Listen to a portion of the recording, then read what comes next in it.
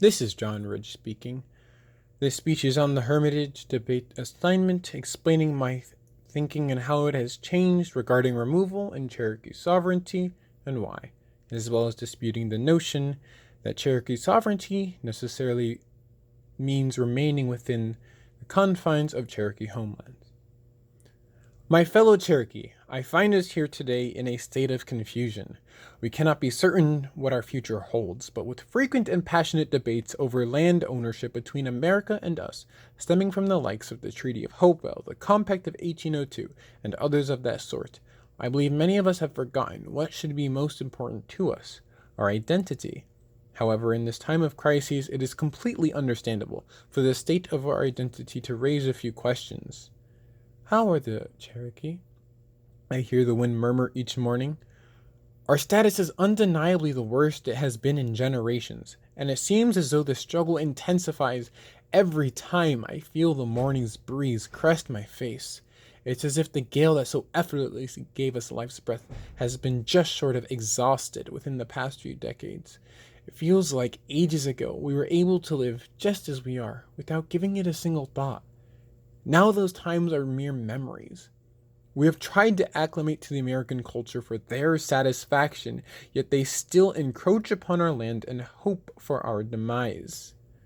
When are the Cherokee? I once heard echoing off the faces of the Appalachians.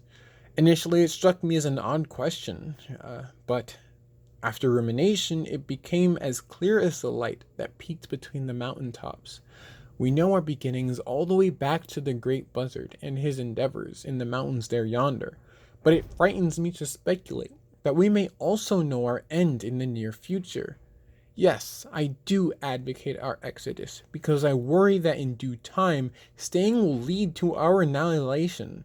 However, if we lose sight of what is the most important piece to our identity, then I fear our end has already come. Like a colony of ants, we must work together for our society to thrive. It seems as though a rain cloud's darkness shrouds this truth, as the fission among our community splits further and further. Attacking those preparing for westward movement by selling their land is simply unacceptable and counterproductive. Making an enemy out of ourselves will only worsen our plight. Near the bank, a patch of trillium stared at me with seemingly inquisitive faces, as if to ask, "What are the Cherokee?" And a few lopsies intertwined at the same roots carried a similar semblance, but instead they seemed to inquire, "Who are the Cherokee?" Although I didn't realize it then, they were essentially asking the same question. Like the creeks around us, they have always provided a constant source of life by flowing out to fill everyone's spirit. The heart of the Cherokee lies within those who can propel this stream forward. We, the people.